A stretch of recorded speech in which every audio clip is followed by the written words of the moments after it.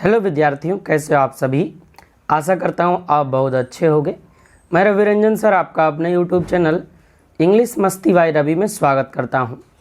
विद्यार्थियों, हम ए pinch of snuff को देख रहे थे, जो हम एक क्लास उसके देखे थे। एक क्लास में मैंने 8 पैराग्राफ को बताया था आप लोग को पीछे। तो चलिए हम लोग आज उसके आगे पढ़ना शुरू करेंगे। चैप्टर थोड़ा सा है बड़ा, तो टाइम तो लगेगा, है ना। 5-6 दिन में शायद ही ख़त्म हो जाए, क्योंकि वीडियो को ज़्यादा लंबा भी नहीं कर सकते, ज़्यादा छोटा भी नहीं कर सकते, और पढ़ना है तो समझ के तो पढ़ना ही है, ठीक है। जितने भी विद्यार्थी अभी जुड़े हुए हैं सभी लिंक को शेयर कर दें, ताकि जितने भी विद्यार्थी आपके जो दोस्त हैं, आपके और भी ग्रुप में जो दोस्त हैं, वो सारे आ जाएं। आज हम ए पिंच ऑफ स्नफ को पढ़ा रहे हैं। अभी 3 दिन यही चलेगा, फिर लास्ट में हम 2 दिन ग्रामर आपका ले लेंगे, 3 दिन, ठीक है। ग्रामर भी चलेगा, ठीक है। बहुत सारे विद्यार्थी बोल रहे थे सर ग्रामर भी बताइए, तो जो प्रोज आपका है, प्रोज के साथ साथ ग्रामर भी लेते चलेंगे। और टेंस वॉइस नरेशन मॉडल्स कोशिश करेंगे इन 4 महीनों में ख़त्म आपका हो जाए, जिससे ज़्यादा मार्क्स का आता है। और आई होप हम यह भी आशा करेंगे कि पिछले बार के तरह ही इस बार भी सिलेबस आए। बाकी कुछ कहा नहीं जा सकता, वो लास्ट में आपको पता लग ही जाएगा। बस सिलेबस कुछ भी है, आपको तैयारी करते रहना है ना। चाहे दुश्मन की संख्या 1000 हो, चाहे 500 हो, लड़ना तो आपको है ही। मतलब कि चाहे सिलेबस में 60 नंबर ऑब्जेक्टिव दे या 100 नंबर, तैयार तो रहना ही है। 100 नंबर में भी वही आएगा, 60 नंबर में भी वही आएगा, सिर्फ नंबर ऑफ क्वेश्चन कमेगा। तो उसकी टेंशन लेने की कोई आवश्यकता नहीं है। मेन मुद्दा है कि पढ़ाई पर फोकस करें, बस सब हो जाएगा। तो चलिए हम लोग आज के क्लास को शुरू करते हैं। चलिए विद्यार्थियों, तो हम लोग देखते हैं, ये पिछले क्लास का ही स्लाइड है, तो यहाँ से हम आगे पढ़ना शुरू करेंगे ना, तो कोई दिक्कत नहीं होगा, पिछला वाला भी समझ में आता चलेगा। देखिए क्या बोल रहा। Mother said any time of the day और नाइट। यहाँ जो कवि थे उनके मामा जी आ रहे थे, तो देखिए यहाँ क्या बता रहा है। Ministers don't see people for weeks months. वो जो मंत्री होते हैं वो लोगों से महीनों महीनों तक नहीं मिलते हैं। ओह माय गॉड, हे भगवान, क्या होगा। बोल रहे हैं इफ़ योर नानू काका wants to see a minister. उनकी मम्मी बोलती हैं कि यदि आपके नानू काका मिनिस्टर से मिलना चाहते हैं, आई एम श्योर, तो हम यह सुनिश्चित कह सकते हैं, he will manage to see him. वो कुछ न कुछ मिलने का व्यवस्था करके आए होंगे। ये माँ ने कहा any time of the day और नाइट, मतलब दिन और रात किसी भी समय में। इतना तो था पिछले क्लास वाला ही। चलिए अब आगे देखते हैं आज के क्लास का जो भी है। देखिए क्या बोल रहे हैं। Mother has always been very loyal to her side of the family, and after all Nanu Kaka is her brother. I on the other hand may have something of a complex about minister. I am an under secretary on probation, and as such trained to regard ministers as being 2 steps higher than God, the secretaries being just 1 step higher. अब हमने जो ये line था, stanza था, इसको तो पढ़ा। Stanza नहीं, ये स्लाइड था जो पढ़ा। अब इसमें जो सबसे पहले जो मीनिंग है वो देखते हैं। लॉयल मतलब होता है निष्ठापूर्वक, निष्ठावान। आफ्टर ऑल मतलब आखिरकार। अदर साइड मतलब होता है दूसरे साइड। कम्प्लेक्स मतलब होता है उलझाऊ।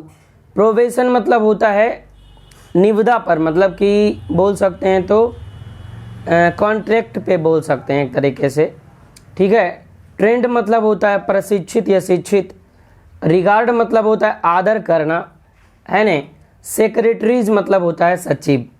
अब चलिए हम लोग देखते हैं, अब इसका मतलब क्या हम समझें, ठीक है। आगे देखिए क्या बोल रहा।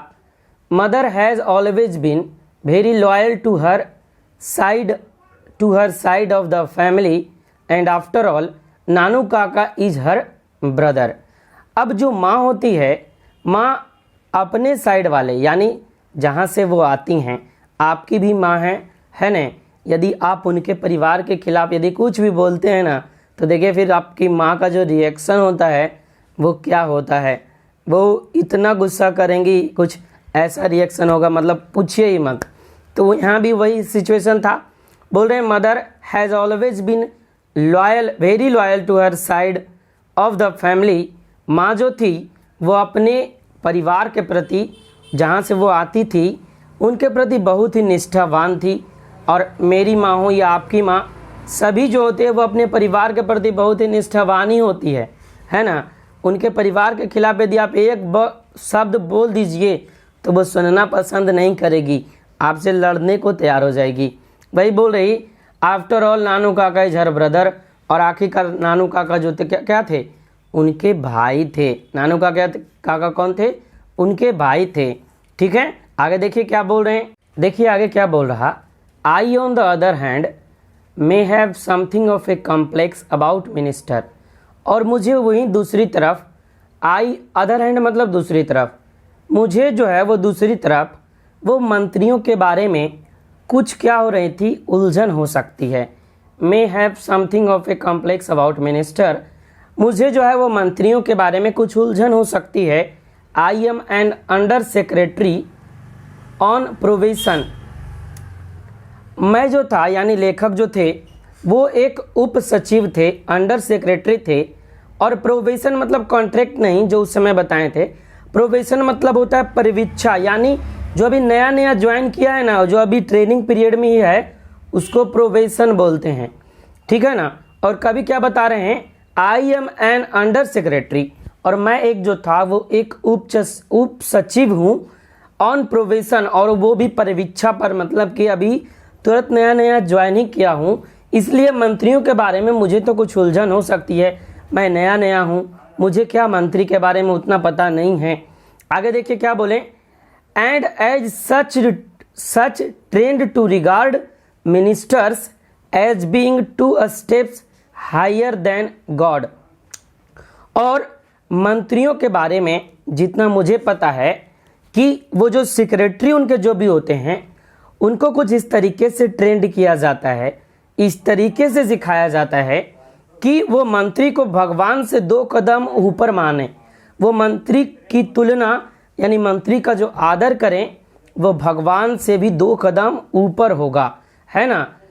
Trend as such trend to regard minister as being 2 steps higher than God.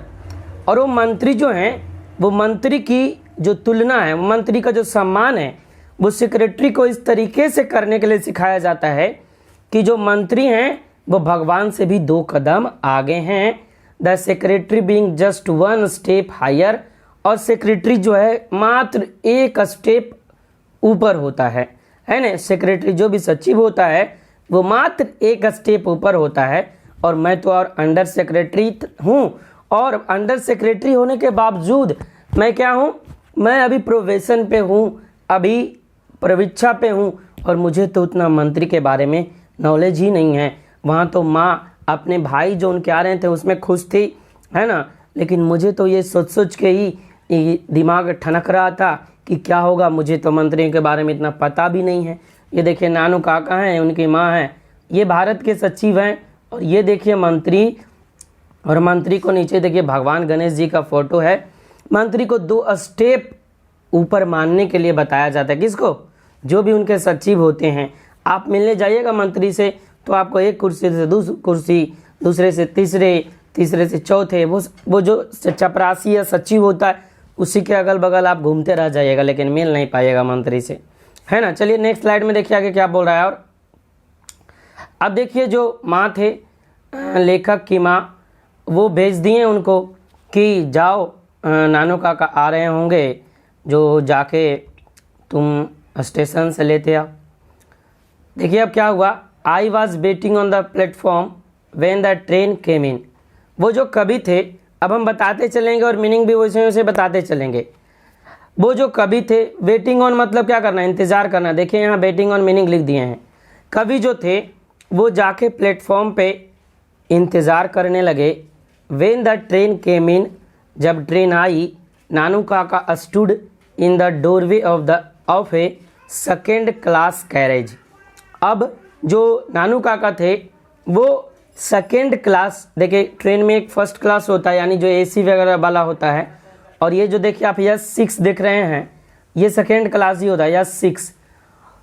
और नानू काका जो थे, ये देखिए ट्रेन का गेट है, ट्रेन के गेट पे है ना, डोरवे मतलब गेट, डोरवे मतलब गेट, और सेकेंड क्लास के गेट पे यानी सेकेंड क्लास मतलब स्लीपर क्लास जो होता है उसके गेट पे खड़े थे। ए स्ट्राइकिंग फिगर, एक शानदार चेहरा, शानदार छवि, है ना। फिगर मतलब क्या होता है? छवि। स्ट्राइकिंग मतलब क्या होता है? शानदार, है ना। स्ट्राइक मतलब वैसे मारना होता है, लेकिन यहाँ स्ट्राइकिंग फिगर मतलब सुंदर छवि। वाइट हेयर, और उनका जो बाल था वो उजला था। विद एन इम्प्रेसिव मॉस्टिच, है ना, और उनका जो मोच था एकदम शानदार था। इम्प्रेसिव मतलब क्या होता है? शानदार। ये देखिए जैसे इनका जो मोच है वो शानदार है ना। आगे देखिए क्या बोल रहे हैं, he still bears the old fashioned knee length black coat, और वो अभी भी, बेयर मतलब होता है पहनना, ओल्ड फैशन मतलब पुराने ज़माने का, और नी लेंथ ब्लैक कोट मतलब घुटने तक का जो काला कोट होता है वो। एंड द रेड सिल्क पगड़ी, और कुछ इसी तरीके का लाल पगड़ी, ऑफ द डेक्कन ब्राह्मण, जिस तरीके से दक्षिण का ब्राह्मण जो पगड़ी बांधता है उस तरीके से। एंड ड्रैप्स मतलब होता है लपेटना। ए वाइट अंगोछा राउंड हिज शोल्डर, मतलब अपने इस तरीके से अंगोछा रखते हैं ना, जो गमछी होता है, ऐसे कोई भी जो आपके दादा होंगे या पापा होंगे वो भी अभी गमछी रखते हैं, तो ऐसे पकड़ते हैं और ऐसे करके ऐसे कंधे पे रख लेते हैं। तो वही जो है वो ड्रैप ए वाइट अंगोछा, एक वाइट अंगोछा जो है वो अपने कंधे पे लपेटे हुए थे। अब देखिए समझिए क्या बोल रहे हैं कि मैं जैसे ही स्टेशन पे गया, प्लेटफॉर्म पे गया, ट्रेन आ गई, नानू काका stood in the doorway of A second class carriage, और नानू काका जो थे वो सेकेंड क्लास के डब्बे जो होते हैं, ये देखिए सेकेंड क्लास का ही डब्बा है, इसके डोरवे पे खड़े थे। ए स्ट्राइकिंग फिगर, एक शानदार चेहरा, वाइट हेयर, उजला बाल, विद एन इम्प्रेसिव मॉस्ट्यूच, और उनका जो मूछ था एकदम शानदार था, वो कड़ा कड़ा एकदम, है ना, और ऐसे घुंघराला जिस तरीके से ये भाई साहब का है देखिए, और ये भी कोट पहने हुए हैं, पगड़ी भी पहने हुए हैं, ये भी तो शानदार ही लग रहे हैं देखने में, है ना।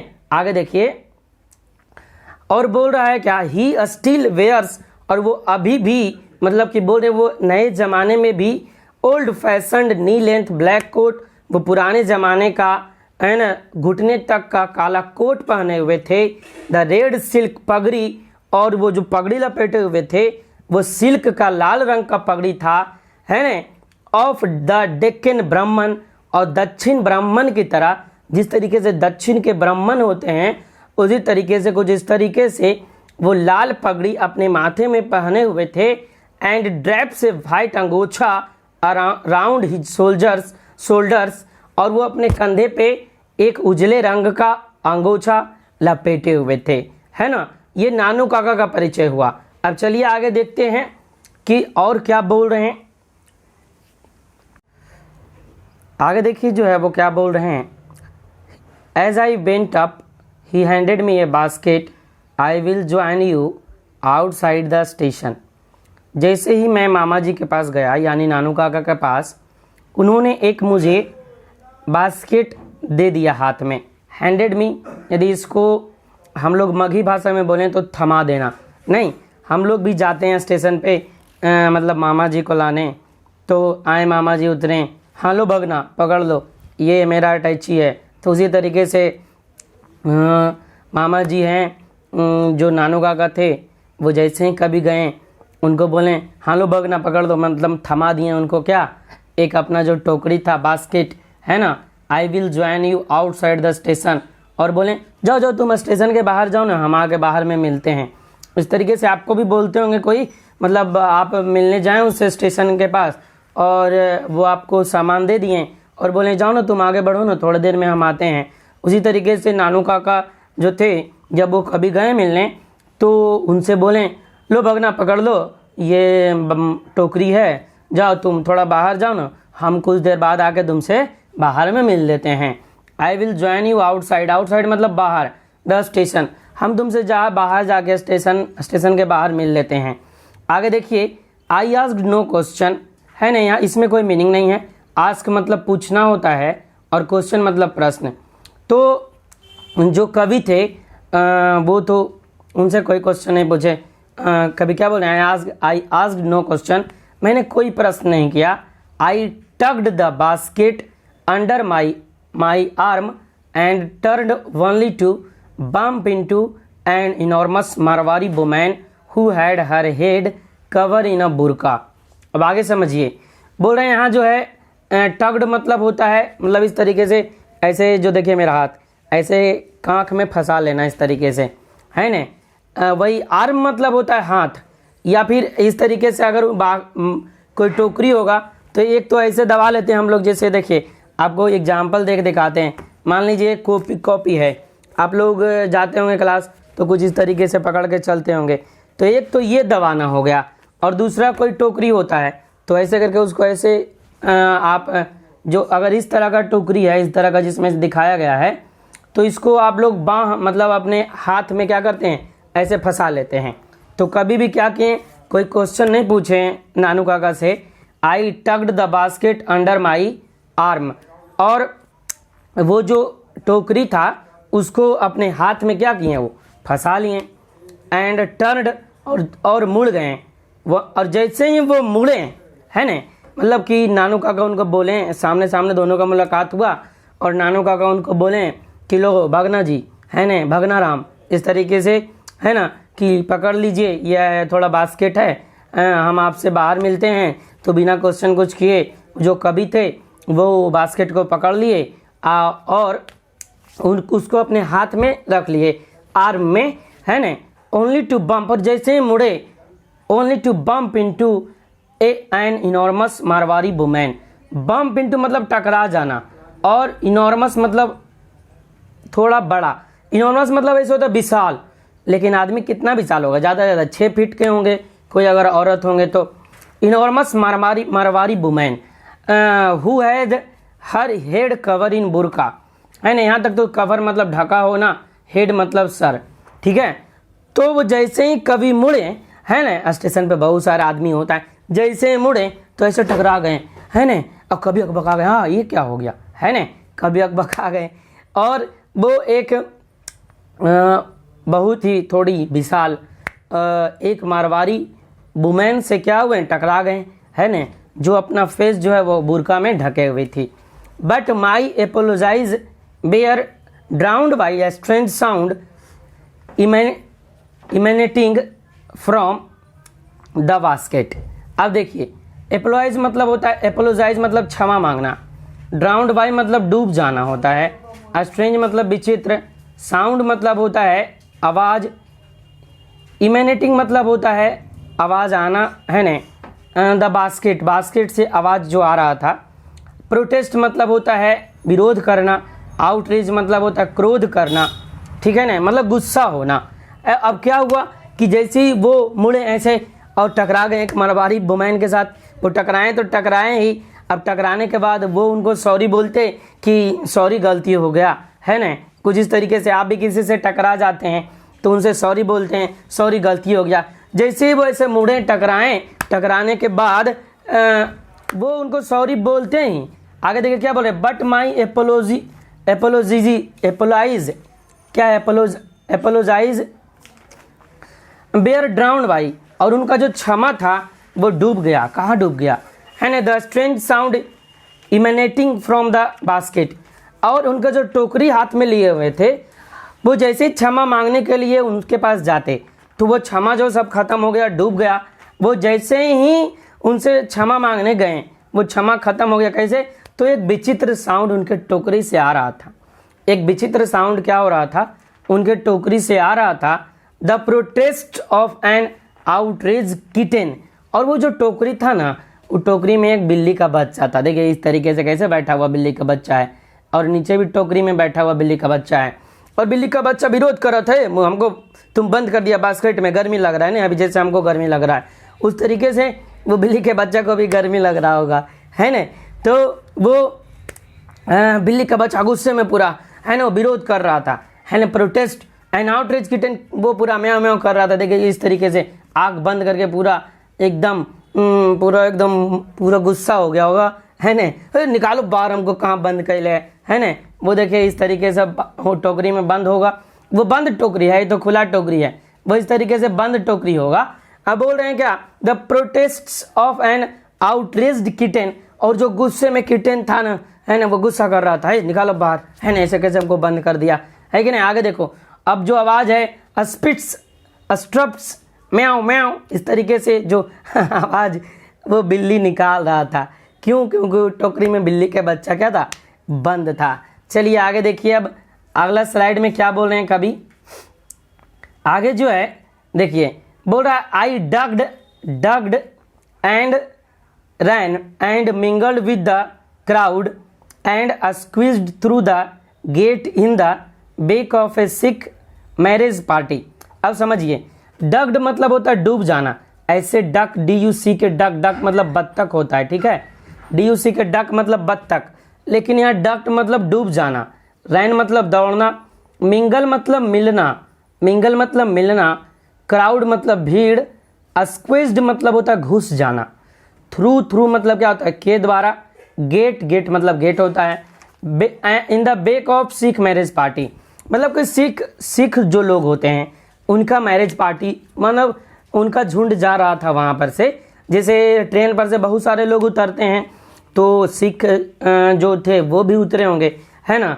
तो कभी जो है वो जैसे ही टकरा गए उस वुमेन से और वो क्षमा मांगते ही उसके पहले ही वो टोकरी से ऐसा विचित्र आवाज आने लगा कि कभी जो है वो घबरा गए, और घबरा के ऐसे अपना मूड़ी झुकाएं, गोता लगाएं और दौड़ के भागें और जाके मिल गए। मिंगल मतलब क्या, मिलना, जाके किससे मिल गए, क्राउड के बीच में चले गए, और स्क्वीज्ड थ्रू द गेट, और गेट से बाहर चले गए। कैसे, तो सिख लोग जो थे उनके मैरिज पार्टी का जत्था जा रहा था, है ना, उसी में ही घुस के वो जो कवि हैं वो गेट से बाहर निकल गए। आगे देखिए क्या हुआ, नानू काका was a long time coming, a long time मतलब काफ़ी लंबे समय के बाद, the station yard was nearly empty, nearly मतलब लगभग, इम्पटी मतलब खाली, द लास्ट टांगा मतलब घोड़ा गाड़ी, और लास्ट टांगा मतलब अंतिम घोड़ा गाड़ी, बाज हैड गोन भेन ही इमर्ज्ड मतलब क्या होता है, प्रकट होना, स्कॉर्टेड मतलब होता है पहररी, ठीक है ना, या फिर परीक्षक, निरीक्षक, जो भी बोलिए। फॉनिंग मतलब होता है चापलूस, फॉनिंग या फिर WINNING, फॉनिंग मतलब चापलूस, टिकट इंस्पेक्टर या टिकट कलेक्टर, जो भी बोले, TC बोलिए, या जो ट्रेन में TT होता है वो। तो अब देखिए क्या हुआ, वो जो कवि थे वो तो किसी तरीके से बाहर जान बचा के निकल गए, बोले अब तो मेरा जान बच गया, बाहर चलो, बाहर निकल गए, और बाहर में जा कर के नानू काका का इंतज़ार करने लगे। नानू काका was a long time coming, और नानू काका काफ़ी लंबे समय के बाद आए। The station yard was nearly empty, और स्टेशन यार्ड जो था वो लगभग खाली हो गया था, है ना। एंड द लास्ट टांगा वाज हैड गोन, और जो अंतिम टांगा था वो भी चला गया था। ये देखिए टांगा है ना, घोड़ा गाड़ी जिसको बोलते हैं, वो भी चला गया था। व्हेन ही इमर्ज्ड, और जब वो प्रकट हुए, जब वो हमको दिखे, स्कॉर्टेड बाय ए फॉनिंग टिकट इंस्पेक्टर, तो एक चापलूस टिकट कलेक्टर या TT उसके साथ थे, है ना। यहाँ स्कॉर्टेड मतलब सहचर बोलेंगे, मतलब उसके साथ थे। जिस तरीके से देखिए यहाँ लोग जो हैं वो एक TC है, और TC के साथ लोग हैं ना, ये देखिए TC है और ये 3 लोग हैं, तो कुछ इसी तरीके से इसमें एक नानू काका होंगे और एक TC होगा, उसके साथ नानू काका जो हैं वो बाहर आ गए, है ना। आगे देखिए स्लाइड में और क्या बोल रहा है, अब बोल रहा 14 नंबर जो आपका है, no room in 3rd class and they would not issue 2nd class tickets without reservation. अब देखिए यहाँ नो रूम मतलब क्या होता है, इसको थोड़ा समझिए। नो रूम जहाँ भी आता है ना, नो रूम का मतलब होता है जगह खाली नहीं है। अब आप देखिए जब टिकट कटाने जाइएगा ना, तो यदि ट्रेन में जगह नहीं होगा तो वहाँ लिख देगा कि नो रूम। नो रूम मतलब क्या, कि ट्रेन में रूम नहीं है, ट्रेन में रूम नहीं होता है, ट्रेन में जगह खाली नहीं है। जैसे देखिए ट्रेन दिख रहा है ना आपको, ये ट्रेन दिख रहा है, इसका जो बर्थ है ये देखिए एक बर्थ होता है ना, ये देखिए इधर 3 बर्थ इधर होता है और 3 बर्थ ऐसे होता है, 3 बर्थ ऐसे होता है, और सामने वाला एक देखिए बर्थ होता है और एक ऊपर बर्थ होता है इधर, ठीक है। बाकी ये देखिए पूरा बोगी है, और यदि देखिए पूरा का पूरा बोगी में आपको सीट कहीं भी नहीं मिला है ना, पूरा का पूरा बोगी में सीट नहीं मिला, तो उसको क्या बोलते हैं, नो रूम। और नो रूम मतलब होता है जगह खाली नहीं है।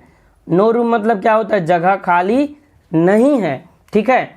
यदि हम बोलेंगे मेरा जो कमरा ये देख रहे हैं इसमें जगह खाली नहीं है, तो हम बोल सकते हैं there is no room in my room, मतलब मेरे जो कमरा है इसमें जगह नहीं बचा हुआ है ना। उसी तरीके से ट्रेन में यदि जगह खाली नहीं होता है तो उसको नो रूम कहा जाता है। क्या बोला जाता है, नो रूम। तो नो रूम मतलब समझ गए होंगे, नो रूम मतलब रूम नहीं है, नो रूम मतलब जगह खाली नहीं है। अब आगे पढ़िए। तो अब देखिए इशू मतलब जारी करना, रिजर्वेशन मतलब आरक्षण होता है, एक्सप्लेन्ड मतलब होता है बताना या प्रस्तुत करना या व्याख्या करना, ट्रेवल मतलब होता है यात्रा करना, अरेंज्ड मतलब होता है व्यवस्थित व्यवस्था करना, एमिकेबली मतलब होता है मित्रता पूर्वक, और नो ट्रबल मतलब कोई समस्या नहीं, ठीक है। आगे देखिए बोल रहा है no room in 3rd class and they would not issue 2nd class tickets without reservation. का जो नानू काका हैं वो बता रहे हैं कि देखो भगना क्या हुआ ना, कि वो जो 3rd क्लास का जो था, ये देखिए 2nd क्लास स्लीपर है, इसको 2nd क्लास बोलते हैं। जो आपको पिक्चर में हम दिखाए हैं ये 2nd क्लास होता है, और जिसमें आप लोग यात्रा करते होंगे जिसको बोलते हैं जनरल डिब्बा, जिसको क्या बोलते हैं जनरल डिब्बा, वो 3rd क्लास होता है। तो बोल रहे हैं कि no room in 3rd class, 3rd class में जो था ना भगना, वो क्या बताएं जगह खाली नहीं था। And they would not issue 2nd class tickets without reservation, और वो लोग जो थे वो बिना आरक्षण के हमको 2nd क्लास में आने नहीं दे रहे थे, मतलब वो अनुमति नहीं दे रहे थे। Issue 2nd class tickets without reservation, और बिना रिजर्वेशन का जो है वो 2nd क्लास का टिकट इशू नहीं कर रहे थे।